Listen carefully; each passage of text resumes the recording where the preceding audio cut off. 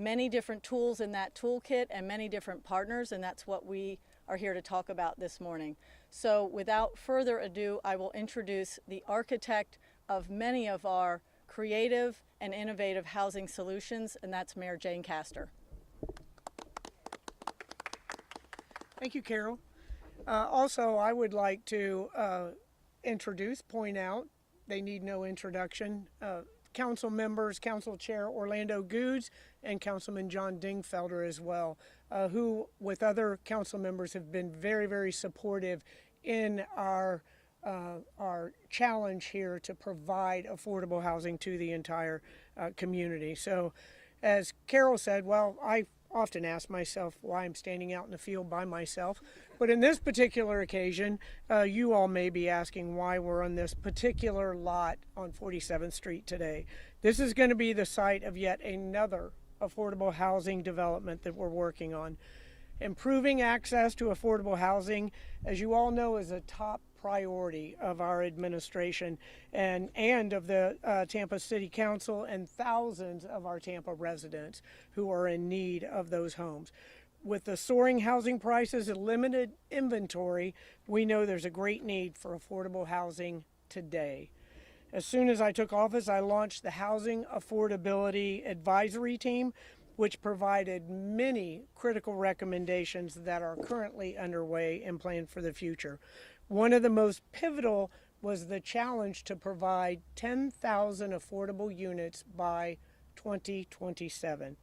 That is a huge undertaking and a very lofty goal, but we are aiming high in order to meet the needs of our entire community. I'm proud to announce that we're making great strides towards that goal and have actually reached a number of 6,000. We're more than halfway. 6,000 units that are either planned, completed, or under construction by developers, contractors, and builders across our city. But we can't do this alone or through one single initiative. It takes a multi-pronged approach, and fostering more public-private partnerships, that's the way that we're going to be able to achieve our objectives and our lofty goals. So here today I am standing with Jonathan Stanton from Lima Construction. He's going to speak in a moment, and Derek Fullwood from AAA Restoration Builders LLC here in East Tampa. Lima Construction is the first private company in Tampa's history to tap into the city's bonus density affordable housing program. For some time, Tampa's had an affordable housing incentive program, but it just wasn't delivering the results clearly by the outcome. Our development team and our housing experts knew there was potential to better engage our private sector developers to make a difference in this particular area. After learning more about the program, Jonathan and the Lima team did the math and quickly realized that it was advantageous for them to participate in this particular program. The future Lima project, which is located on 56th Street and East Washington Street, was planning to build a little over 199 housing units. Typically, all of them would have been constructed at market rate. But because of the incentive program, they are now permitted to add 31 units to that project, 24 of which have to be deemed affordable. So that is incredibly important. And they have to remain affordable for at least 30 years. Programs like this that allow slightly more density in exchange for guaranteed affordable units are not new. They're quite popular across the entire country, but our program here in Tampa has never been used by a developer until now. We're excited to see the great benefits that our community will get from this Lima project, the first that we hope of many, and it's just another tool for us. In addition to our infill housing program, which specifically focuses on providing workforce development opportunities to smaller minority-owned builders and developers. And here's a great example of how that program is working right now. Derek Fullwood from AAA was born and raised here in East Tampa. He runs a very successful construction business, but to him, it's about more than just making money. He applied to our infill housing program and was awarded 3 city-owned lots at no cost. That is going to allow him to make a difference in the very community that he lives in. As part of the program, he is also eligible for up to $75,000 in construction assistance for each of those 3 lots. In exchange, he is committed to building affordable neighborhood homes and selling them to income-qualified home buyers. This is what we call teamwork, and it is a great start to even more meaningful public-private relationships in the future. Diversity is a large part of what makes Tampa the greatest city in the nation, and maintaining and nurturing our diversity means working hard to prevent people from being priced out of housing here in our very own city. Every Tampa resident should have access to a home that meets their needs and their budget in an area, a neighborhood that they want to live in. And while our team's doing everything they can to achieve this, we encourage and need other interested companies to join us along this journey. Which brings me back to why we're standing right here on this vacant lot. In the coming months, the city will release yet another RFP, request for proposal, as you all know, seeking a developer or builder to propose a housing plan for this site that will include designated affordable homes and a plan to revitalize not only this lot, but this neighborhood as well. It'll be one more step along our journey to those 10,000 affordable units, and I look forward to seeing that come together. For today, I'd like to thank Jonathan and Lima Construction for being the first to participate in our housing initiative or incentive program, and Derek from AAA for taking the initiative to get involved in a new city program. I also want to thank our development division and the development and growth management department for working so hard to make these programs come to life. Anything that appears seamless has a great deal of effort and energy in the background. So now I'm going to invite Jonathan up to come and talk about his program, and then also have Derek come up, talk about his participation, and then we'll answer questions. Jonathan? Okay, thanks. Thank you, Aaron. Hi, everybody. My name's Jonathan Stanton. I'm owner of Lima Construction. My day job is I'm a general contractor. I build stuff, so that's how I pay the bills. So I'm not a big developer, but when you're in construction, you come across deals and land, and you kind of gradually go into it. I came across this piece of property, which is about 6.5 acres, that's on the Palm River, and nestled between the Palm River and the Leroy Selman. And it's basically 5 minutes from the Amalie Arena. I timed it myself. So 6.5 acres, it was zoned R16, which means I could build 16 units on it. And with the land cost, would I buy it and would I had to improve it and stuff, I called the mayor. I said, Mayor, I have this piece of property. What do you think? And she said, well, this is be a great site to potentially do some affordable housing and maybe potentially increase the density. Then I had my first Zoom call with Carol Post and Abby Feely. And over time, we eventually got our density up to R35, but in exchange, 10% of those units would be affordable housing. So to me, it made sense. It made more dollar sense, and it's a win for the city for affordable units. And then also I got my increased density. It's a long process. It's not an easy process, but it was well worth it. And also, too, I'd like to thank council as well. They voted for it, so thank you for voting for it. They could have shot it down. But like Councilman Good said, it's a start. So 24 units is a start, and that's how you eat the apple, one bite at a time. So I'm proud of the project, and I'm looking forward to building it. And I just wanted to, I'm proud to be here, and thank you very much.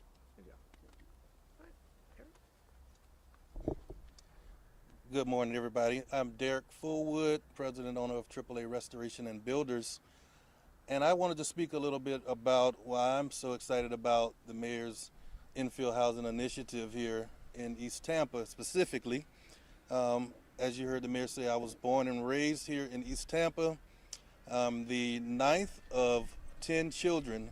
My mother was a single mom. worked at Woolworth on Hillsborough Avenue, if many of you remember that from years ago.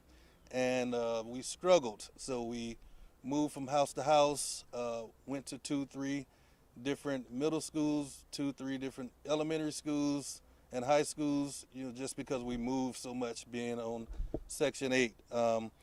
And so I'm excited about this program because it's going to allow us to give families that are in that situation a foundation to build family structure from, and that is going to absolutely help the children have a better success rate in education, going to college, and becoming successful professionals in the future. And the way the city is doing that, which one of the greatest caveats about this program, is that they are allowing us to, and not allowing us, but they are putting parameters on the sale of the houses to specific people that qualify in the 50% and the 30% AMI categories, meaning that their income has to be 50 and 30% of in the bottom half of the median household incomes. So that will qualify people who are in those struggling situations that say, I could never own a home, I could never possibly be able to qualify or buy a home. They are assisting and making sure that struggling mothers and struggling families can afford single family homes. So on top of that, one thing I really appreciated about this program is that the staff that works for the mayor here at the city of Tampa really went after getting minority contractors to participate. For so many years we struggled with getting that kind of participation, and when I saw the results of this program, I was ecstatic to see not only me but several other my colleagues that I know that are from Tampa, East Tampa, and other minority contractors getting this opportunity to build in our community that we grew up in, and we've seen the revitalization going on, and we often don't get a chance to participate in it. So we were so ecstatic to see that this is a priority of the mayor, her staff, that we could only just give God the glory first and then give her praises second, and her staff as well, and the city council for approving all of this. So I think this initiative have answered a lot of questions. We hear from our local community leaders from the inner cities about affordable housing being tossed aside because all of the investors coming in and purchasing all the land and the lots, and investors, the priority is to make money, but the mayor said we're going to make sure that families can stay in their community that they grew up in, families that don't make a lot of money can afford to own a home, and she has made that a priority, and I am so grateful to be a part of this. And we've all made a sacrifice, a level of sacrifice to make sure that it can happen, and I think that's noteworthy. All right, anybody have any questions?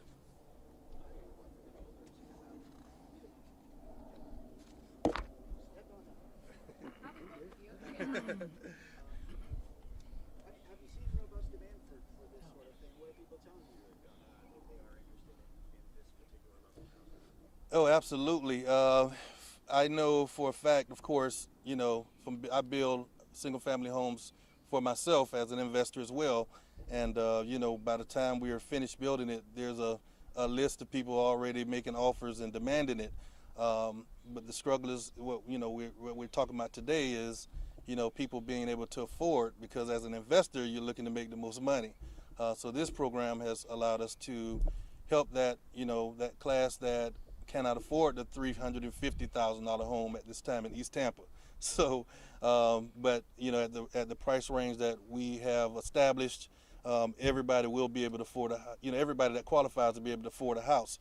So there are several of our housing agencies, such as like Salita's house, that has been working in these trenches for a long time, qualifying affordable families for purchases of homes, and they have a waiting list, I believe, like already from what I hear, like 150 families that are already approved and qualified, ready to buy a home. So there's a list waiting on us. Mayor, what can you tell us about this parcel here? How big is it, and what would you say you want to see built here? What's the RFP going to say?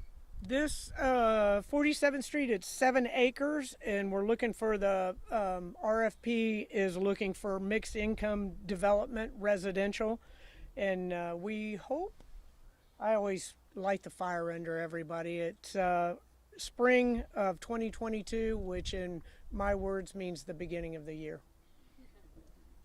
And Kayon just passed out.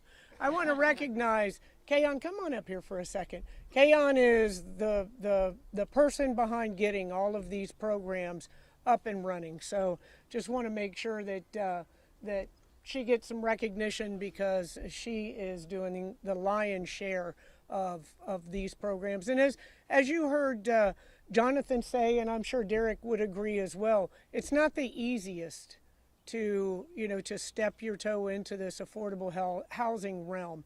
There are a number of different funding streams. There are a number of different requirements, regulations, and we're trying to make it as easy as we possibly can, but it is a difficult process, and I know that everybody sings Kayon's praises for all that she does to make it easy to do business with the city of Tampa, especially when it comes to housing.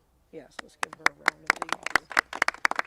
Any other questions? So, Mayor, what is it that you envision on this property? We're going to put out an RFP for basically residential multi-use here, and we're looking for it to be affordable. What's the history of it? Is it a city property? I don't know. Do you know the history of it? Yeah. Oh. Go ahead, you know. So it is a city-owned lot. We did purchase it with city funds. We received federal funds a few years back and purchased it. We are looking for it to be multifamily. Because we used federal funds to purchase it, at least 51% of the units has to be affordable. Correct. Correct. Multifamily apartments. Would it be one developer or several, or would it be part of the RFP? Are you looking for a master developer, so to speak? Or? That will be part of the RFP, but we are looking, usually when we do this one project, it's one developer that we look for. What are the size of the bedroom sizes going to be? And I also like to make a statement after. Sure. Unfortunately, right now we don't have those sizes yet allocated as what the bedroom sizes will be. About 150 to 160 is what we've estimated. Very good. Now, my statement is, I have been out here in the community for Karen, so do you want many to go ahead years. and come up to the mic? Yes, I should. Thank you. Yes, I'm Karen Peoples, and my title is Resident Council President for the Silver Oaks Apartments. It gives me great pleasure to be here among everyone, especially the mayor and the city councils and everyone that's involved, contractors and all, because this is something that will give the residents here a great self-esteem, build their self up as hope is here to come, and to have a place that they can call home. I deal with so many residents across Tampa, plus especially East Tampa. And also that it would give me great pleasure to stand back and actually see them have their hope. You don't know what it is to have a place to call home and your kids being comfortable and your kids excelling because of the place where they live. Yes, I'm greatly appreciated of you all being involved with this and having me to be a part. Yes, I do, Mayor. I want to be at your right side. I want to be on everything that goes on with this and a lot more. So please keep me informed and please keep me active. I'm all about this. We will. Yes, my apartments where I'm at now residing is Silver Oaks Apartments, formerly Johnson and Kenneth Court Apartments. It's right here located on 43rd in Hillsborough. We'll get you all of that info. Yes. And I'm very active as the Silver Oaks there, and my manager there, Mr. Alfonso, he's doing a great job. And not only that, I work along with a lot of the managers there, and I'm do a lot of things for the residents. And my main goal is to see each and every resident become productive citizens and also be good parents in front of their children and show the children good structure. 7 years I've been out on the bus stop where I live at only because the safety of those kids is all about me. And I blow a whistle 45 times to get all the kids up so that they can catch the bus, and I put 100 or more children out on the bus. But this also helps the parents to get their kids to school. I affiliate with the schools. I worked Hillsborough County Schools. I also worked the Housing Authority and different things of that nature. So this is my ball game right here, and I'm going to be a winner along with you all. Thank you so kindly. Mayor, with rents increasing in the area also, Mhm. we're feeling squeezed. Right. I'd like to wait for housing to come down. But Yeah. in the meantime, my rent is going up. So do you anticipate, or how much, to what degree do you anticipate a growing need for this sort of? Right. That's the need right now is critical, and it's growing every single day. And then as our values of our homes and the cost of renting and mortgage continue to accelerate, it becomes more and more critical every day. So that's why we are approaching it from a myriad of directions, everything from multifamily structures to tiny homes, looking at how we can partner, public-private partnerships. A lot of developers, as I said before, don't necessarily want to get into the affordable housing or workforce housing arena because it's difficult to understand the funding streams. And so we're doing everything we can to bring developers in. Also, on the other, some other approaches in our Transforming Tampa's Tomorrow, looking at transportation issues. If we can provide safe, affordable mass transit, that takes the price of transportation off of someone's budget plate. They can pay more for their rent. Same thing with workforce development. You can provide the training someone needs to get a skilled job, then they can afford the homes as well. So we are looking at this from a vantage point of 360 degrees. Mayor, this is more than about housing. Talk about how this affects the whole community in the city. It does. It affects the entire community because you're looking again for the Transforming Tampa's Tomorrow to make sure that as our city grows, progresses, and realizes success, that everyone gets to have a hand in that success. And there really is no more basic need other than food than housing. And so ensuring that we can provide the homes that our community needs. Diversity is what defines the city of Tampa. And the last thing we can afford is for individuals to be pushed out of our city because of the rising rents and rising housing costs. And then that just exacerbates all the other problems of transportation and work as well. And it goes into crime too, because if you own neighborhoods, you're a little more Right. protective about it. Right. And that's how the police department's been successful in making Tampa one of the safest cities in the nation, is through those partnerships with Karen and other residents, letting them know they keep their neighborhoods safe with the police department's help, not the other way around. And that engaged homeowners or even individuals that rent, that have a stake in the game. You know, this is their community, so they have to make sure that it's safe. Mayor, could I sing your praises for a second? Sure. Anytime, right? Now, one thing I wanted to mention that was touched upon before, when they talked about mixed-use housing, that what we're going to have here and also in Jonathan's project is approximately 51% affordable housing, but 49% market rate housing. And I think that's really important because unlike the old model, which was, where we put all the less fortunate folks, the poor people in one place, okay, here in this kind of project and in Jonathan's project, it's all mixed together. You're not going to be able to tell which unit's going to be affordable and which isn't. And I give the mayor and Carol and her staff great credit because they're making sure that that's going to happen. Thank you, Mayor. And I messed this up somehow. Oh, he broke our microphone. We'll take that out of your budget. They'll be fine. It's very small too. See I'll let what you know. happens when you turn the microphone over to a council person? Never say what you can't do. What we can do.